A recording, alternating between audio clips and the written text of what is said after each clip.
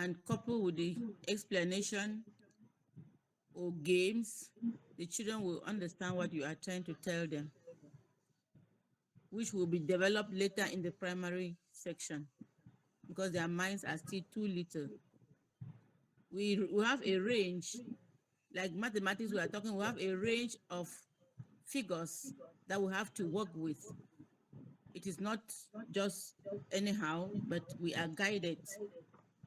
In nursery 1, you teach highest from 1 to 10. And Okay. try to write. We teach from nursery 1 from 1 to 10. And if they can write from 1 to 5, it's okay. For nursery 2, you teach from 1 to 20. And already with the development in a little development in their mind as compared to nursery 1, you teach them progressively how to write.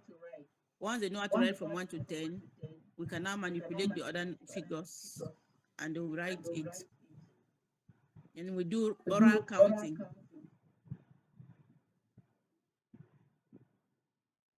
Okay, let's clap for her. That's a good one. It's a great one. Okay.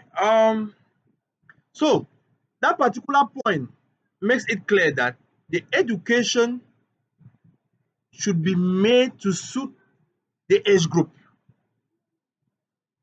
Is that point understood? Don't take something that you are supposed to teach primary school, you come and teach a nursery school children. That is just that point for you to understand that. Do you have any difficulty understanding that point? If you have difficulty in understanding that point, let me know so that you will be clarified. If not, we get to the third point. I'm getting to the third point. I want the third point to come from you people. Read the third point. Let's discuss.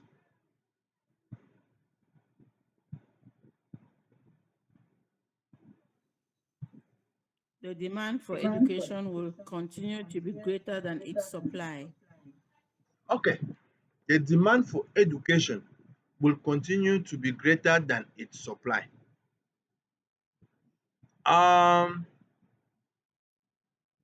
Who supplies education in a society?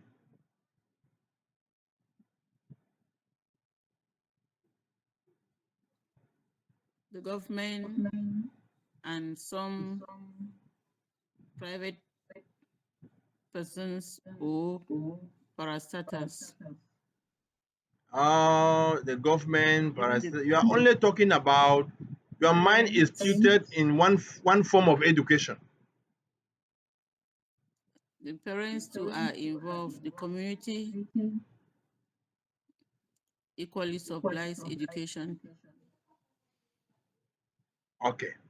So that point is saying that in as much as we have these various people who can be able to bring education to our doorstep, there are still more people who need to be educated than the facilities made available.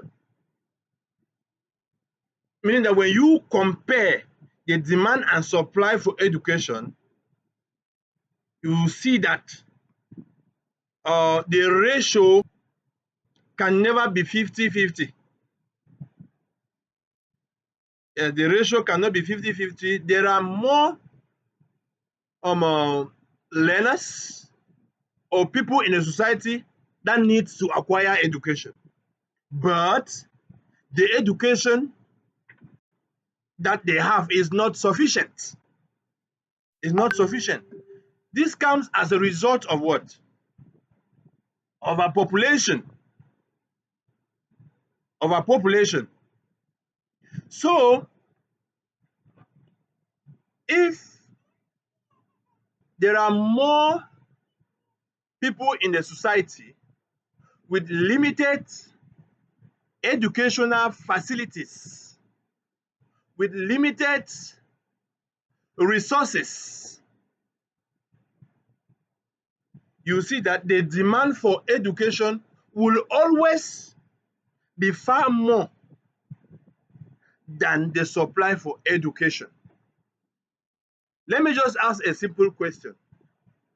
when you were in the primary school, you had so many people maybe in your the community that enrolled in the primary school.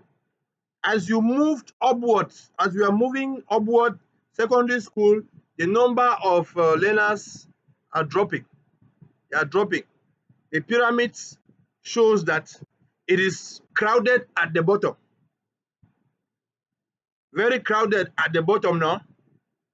But as you move to the apex, you see now the pyramid begins to narrow, to narrow. That is an exception to this point, because that point is saying that the demand for education will be always greater than its supply. But as you move upward, the story changes, because it is not everybody that has that anxiety, that is determined, that has the resource or resources to be able to acquire an educational, able to acquire education for the society. Some people get stuck on the way because of the fact that they have limited resources, inadequate finance. Some get stuck on the way because of peer influence. Some get stuck on the way because of the fact that the government has not made those facilities available. I just want to come back to that point before bringing this exception. Looking at the African context as a whole, we have high rate of illiteracy, in Africa. This is because it is not everybody that sees the importance of education. Some of them think that going to school is a scam. They will point A and B, that A went to school, had master's degree, now riding Okada, now is a farmer and the rest. So if I spend all my time going to school and I become like that, it means a mere waste of time. Those are the kind of mentalities that they have, which is very bad. Which is very, very bad. And most of these things are caused by our own country, the country in which we live in. Our educational system has not been designed and shaped in a way that will encourage people to be able to go to school. Some of them think that going to school is a mere waste of time. Somebody will say, no, I rather prefer doing this particular business rather than spending this number of years in school.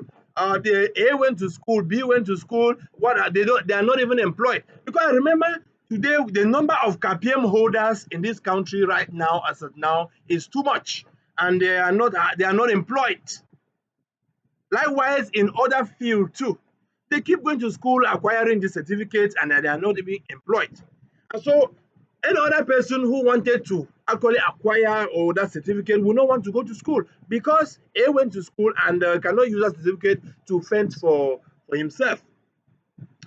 But generally, the level of literacy in Africa is low. We have a high rate of illiteracy. And so the demand for education here, they need education. For that point, that the demand for education will always be higher than the supply, it applies in Africa. It applies in Africa. In the Western world, it's not like that. It applies in Africa because there is a high rate of literacy. And so people need to be educated. People need to be educated. So it can never be equal, because there are more of citizens in the society that have not acquired any level of education. And so when you look at the need and the demand for that education, it is more than the education itself. Are we there?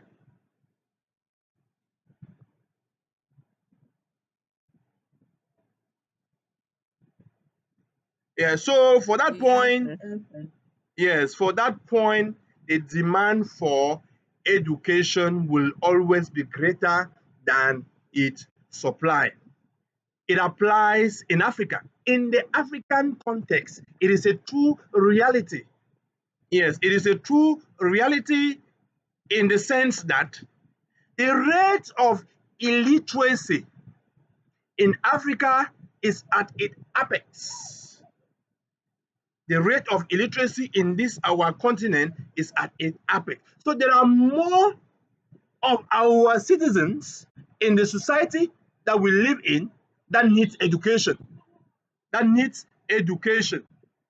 And so, looking at the facilities, the education, the stakeholders who are supposed to actually give us this education, it can never supersede the need for that education. Yes, but in the Western world, it is different. In the Western world, there are more schools than the people who want to go to school. In Africa, there are more people who want to go to school than the school itself. So that is what we are talking about. You get to an African school, you see traditional buildings. You get to the class in Europe, just looking at the class, the nature corner, the didactic materials that are there, there are teaching, there is learning without teaching. But with us here, sometimes you even come and you sing a song, there is teaching without learning. Yes, you sing a song, is it understood? Yes, sir. You ask a question, nobody answers. And nobody answers. Then how has learning actually taken place? Yes, but I just want you to understand that we shouldn't actually focus our mind only on the formal education, because the people to provide us this education, apart from the government, we have our parents too. We have informal education. The informal education that we need, the non-formal education that we equally need in a society. Parenting is a, an informal form of teaching. Yes, parenting is one very important thing that moves up, that brings up a child. When there is poor parenting, that child will not actually fit in a society. You have to look at the children you're bringing up, make them suit the kind of society that they are living in. Yes, because if you have children that are wayward, you have children that you allow them to do what they want, you give them a lot of laissez-faire, these children will believe that that is the kind of future they will face. And when they meet something else, they become social misfits in the society. They become wayward. All forms of juvenile delinquency, crimes that they commit, moral decadence, and the rest, waywardness. So parenting is one very vital informal pedagogy that we need in our society. Yes, then we should encourage the children to learn to learn skills, to acquire skills and competencies, to know how to do something, to acquire skills that will enable the child to be able to do something. That which the child does should be able to convert a 500 to 1,000 francs that can be able to solve a family problem, that can be able to help one or two persons. That is the kind of learner that we need in our society today. Yeah, those are the kind of people that we need in our society today. Get to the fourth point, please.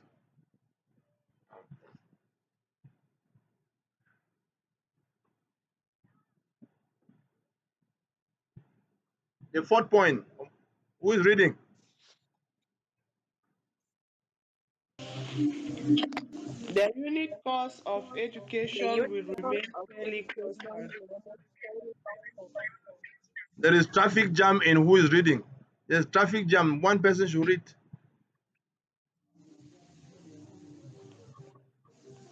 The unit cost of education will remain fairly constant. The unit cost of education will remain fairly constant. Okay. What do you understand by that particular point? The unit cost of education will remain fairly constant. Is it applicable in a society?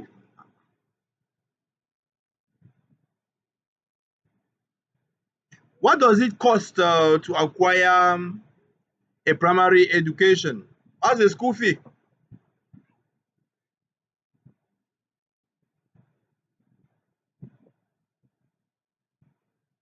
You don't know the school fees of your pupils? The school differs following the different milieux, sir. That is what I want to hear. We have denominational schools, we have lay private schools, we have government schools. Let's start with government schools. Thank you. 10K. We should start with the government school. I want to know. Between 7.5 and 10K, sir. What do you mean by 10K? 10,000, sir. Is it 10,000 you are calling 10K?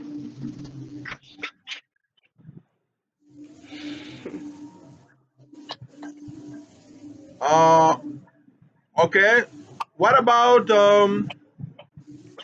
let's get to a denominational school like a Catholic primary school, full gospel, Baptist, like that. Sir, it is 40,000. 40,000 francs. There are Yes, some that sir. are hundreds of thousands. What about is it the same? But it Is it school? ranges between 37 to 40. Let me ask one question. Is a school fee of a lay private the same with that of a denominational school? When I talk of a denominational school, I mean like a mission school. Okay. Is it the same? No, sir. So which one is much more costly? The lay private. Ah, so that point is saying that the unit cost of education will remain fairly constant, right? Yes, sir. Okay, the cost of acquiring education per child. At first, the government in the government sector, in the government school, the government, I think, subsidizes. The government actually give it a scholarship.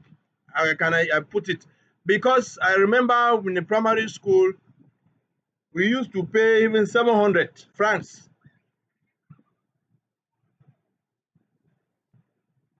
We used to pay 500 francs for school fees. 500 francs. That is, Which year was that, sir?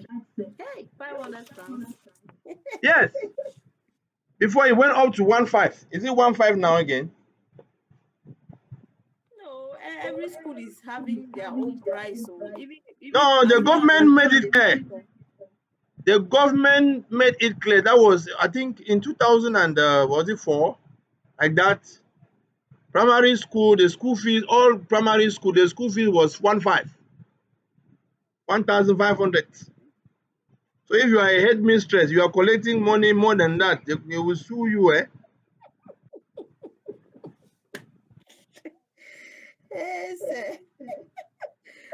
Hey, we are collecting more than that. Oh, we are also paying more than that for our children in other schools.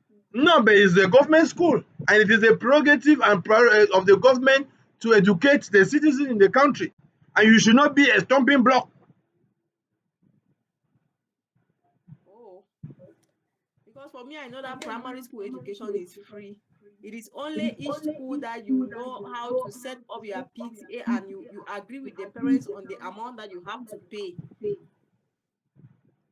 This thing is supposed to be the same. It's not supposed to be unique because Government primary schools use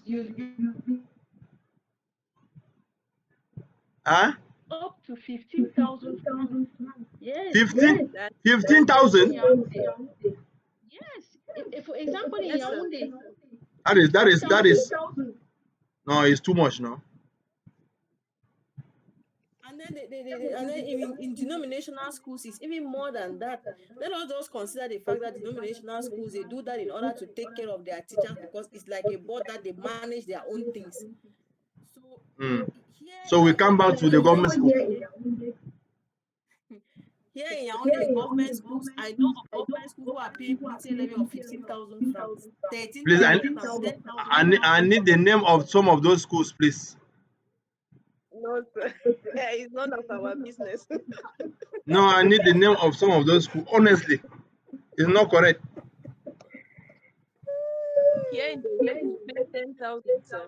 That is consumer exploitation. We have no choice.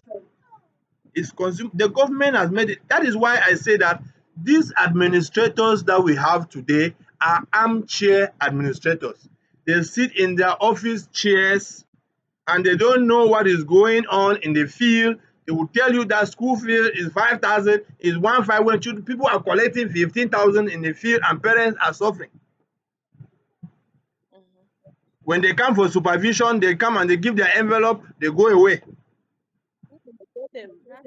That's the And then we were expecting to change this country like that.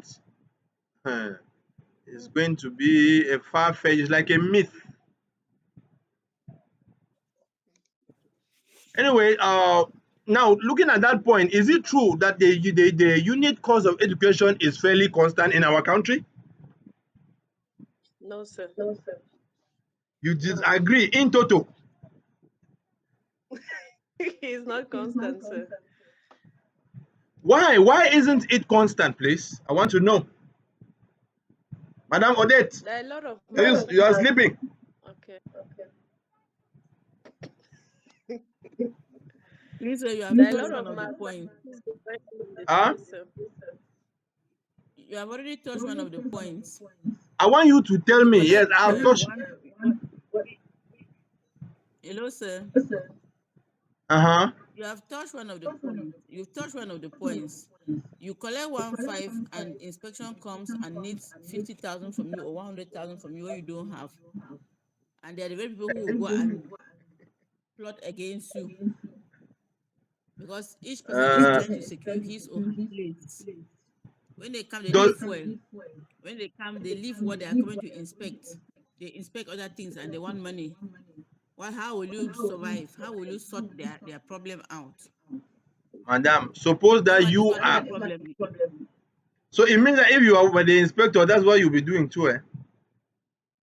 Please, I'm saying what I'm seeing in the field. I'm not saying what Okay. I would have been doing, but what they are doing to the schools.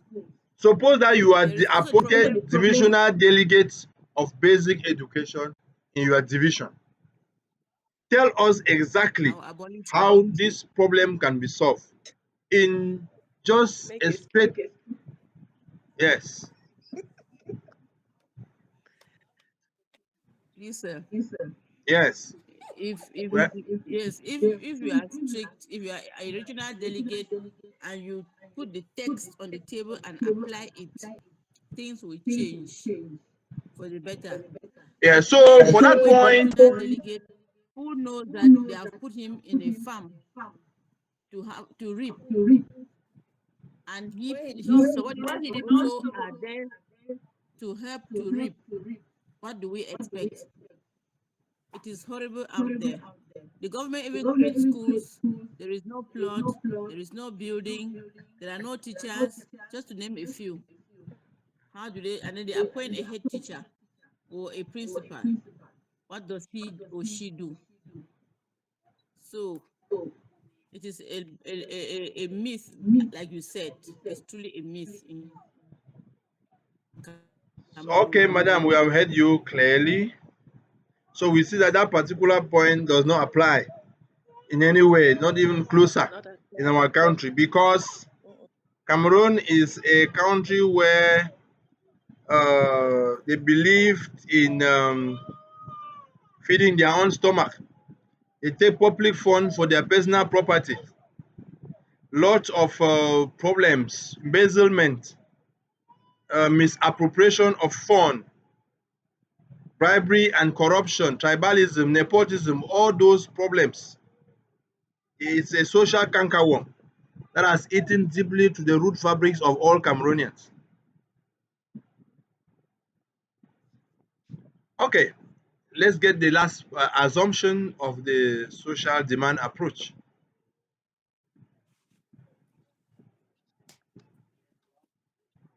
An expanded education opportunity will add significantly to social and economic growth. Yes. Okay. There are three things here I want you to explain. First, what is economic growth? Second, an expanded education opportunity.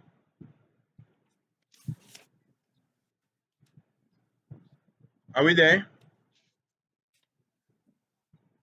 An expanded education. What? Expanded education is one, then educational opportunity is another.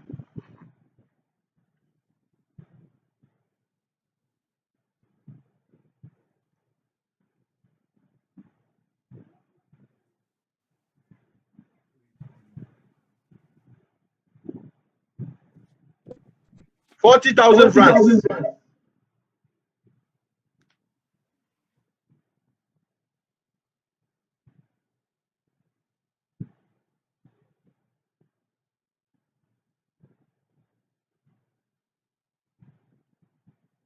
So Mapala, give me the different educational opportunities or opportunities in education that we have. What are the different opportunities made available in education?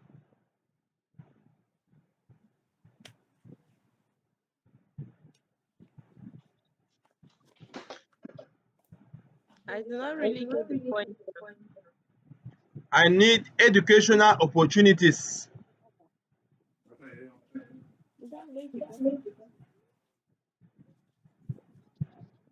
What are the different opportunities that are available in education? Why do we go to school? To socialize. Oh, we go to school to socialize. We go to school to learn how to read and write. We go to school to learn good moral values. We go to school to integrate ourselves into the society. Those are just a few, sir.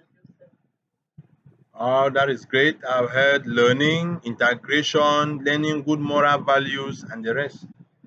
Yes. Now, Develop critical thinking. yeah, critical and creative mindsets. To obtain Critical jobs, and obtain uh, white-collar jobs. what has job done? Obtain white-collar job. That's what you're saying. Obtain. So you go to school because you want No, to no, come and that's not what I said. okay. The next term there, just look at it. After the education opportunity, then, or what's the next point you underline in that assumption? I gave you 3 points there that we're going to explain them. Economic. Yes, what is economic growth? What do you understand by economic growth?